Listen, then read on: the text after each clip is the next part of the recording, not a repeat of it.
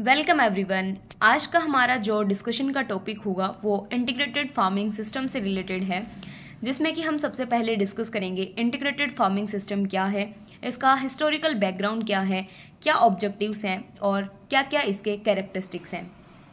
सबसे पहले हम बात करते हैं हिस्टोरिकल बैकग्राउंड की।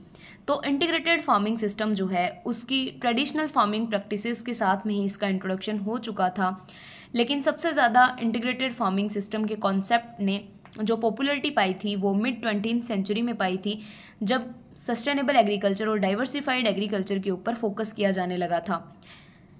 आईएफएस के ऊपर सबसे ज़्यादा sir Albert Howard and Smith नाम के साइंटिस्ट ने काफ़ी ज़्यादा अच्छा वर्क किया था। इसके अलावा ग्रीन रिवॉल्यूशन यानी कि 1916 के बाद में आईएफएस के अडॉप्शन को और ज़्यादा इन्फ्लुएंस मिलने लगा हाई यील्डिंग क्रॉप वैरायटीज़ के यूज़ के साथ ही। ऑब्जेक्टिव्स की अगर बात करें तो वैसे तो बेसिकली बहुत सारे ऑब्जेक्टिव्स हैं, पर हम 5 इंपॉर्टेंट ऑब्जेक्टिव्स के बारे में डिस्कशन करेंगे। सबसे पहला है डाइवर्सिफिकेशन।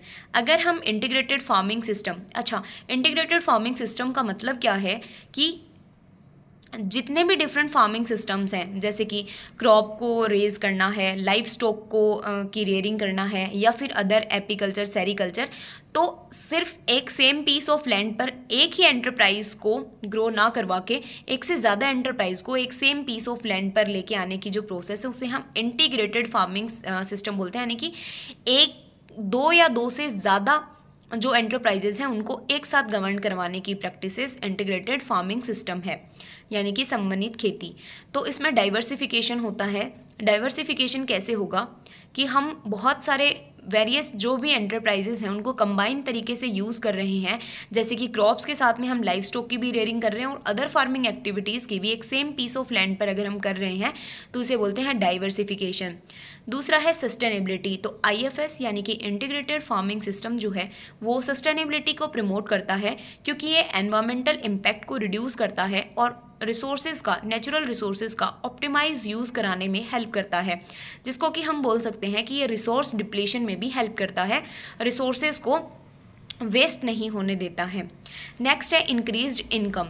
क्योंकि पहले अगर हम इंटीग्रेटेड फार्मिंग सिस्टम की बात ना करें तो पहले सिर्फ एक एंटरप्राइज से फार्मर को इनकम हो रही थी और अब एक से ज़्यादा एंटरप्राइजेज से फार्मर को इनकम हो रही है।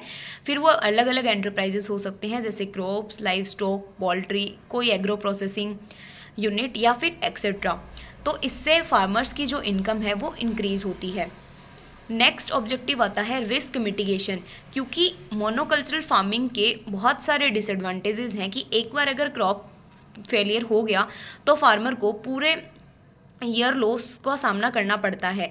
इसके अलावा अगर इंटीग्रेटेड फार्मिंग सिस्टम के साथ जाया जाए तो वहाँ पर मोनोकल्चरल फार्मिंग को रिड्यूस करके बहुत सारे मल्टीपल एंटरप्राइजेस को रेज किया जाता है, जिससे कि रिस्क जो है उसको कम किया जा सकता है। नेक्स्ट आता है रिसोर्स एफिशिएंसी। तो जैसे हमने बात किया कि ये सस्टेनेबल एग्रीकल्चर के ऊपर फोकस करता है, तो उसी तरीके से लैंड, वाटर, न्यूट्रिएंट्स और भी डिफरेंट जो नेचुरल रिसोर्सेज हैं उनका ऑप्टिमाइज यूज़ करने पे फोकस करता है।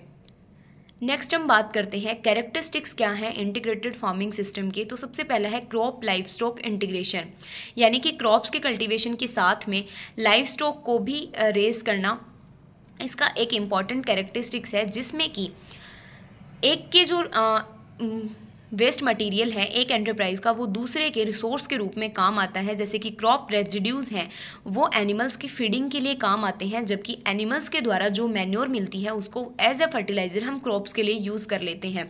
तो ये हुआ crop life stock integration. Second आता है crop rotation. Crop rotation regularly change करते रहना चाहिए हमें इंटीग्रेटेड फार्मिंग सिस्टम में भी क्रॉप्स को, ताकि पेस्ट साइकिल्स ब्रेक हो सके और सोइल की फर्टिलिटी को मेंटेन करके रखा जा सके।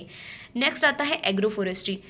पहले तो आईएफएस के अंदर सिर्फ डिफरेंट एंटरप्राइजेज में जैसे कि लाइव स्टॉक वगैरह को ही कंसिडर किया जाता था, पर अब एग्रो फॉरेस्ट्री भी एक इम्पॉर्टेंट रोल प्ले करती है। क्यों नहीं हम सिर्फ क्रॉप प्लांट्स को यूज़ करते हैं, क्रॉप की जगह हम ट्रीज़ और श्रब्स को भी इंटीग्रेट कर सकते हैं फार्मिंग सिस्टम के साथ में, जिससे कि सोइल स्ट्रक्चर इंप्रूव होती है, छाया मिलती है और डाइवर्सिफाइड इनकम सोर्सेज जनरेट होते हैं फार्मर्स के लिए।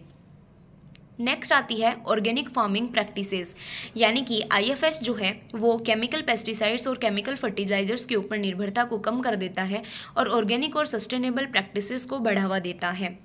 नेक्स्ट है रिसोर्स रिसाइकलिंग। यहाँ पर सारे रिसोर्सेज की रिसाइकलिंग होती है। वही जो हमने पहले पढ़ा कि एक एंटरप्राइज में यूज़ आने वाले एक एंटरप्राइज का जो वेस्ट फॉर्म होगा वो दूसरे एंटरप्राइज के लिए रिसोर्स का काम करेगा। वही सेम की लाइफ स्टॉक की मैन्योर जो है वो क्रॉप प्रोडक्शन के लिए रिसोर्सेज का काम करेगी, तो इसे हम बोलते हैं रिसोर्स रिसाइकलिंग। नेक्स्ट आता है हॉलिस्टिक अप्रोच।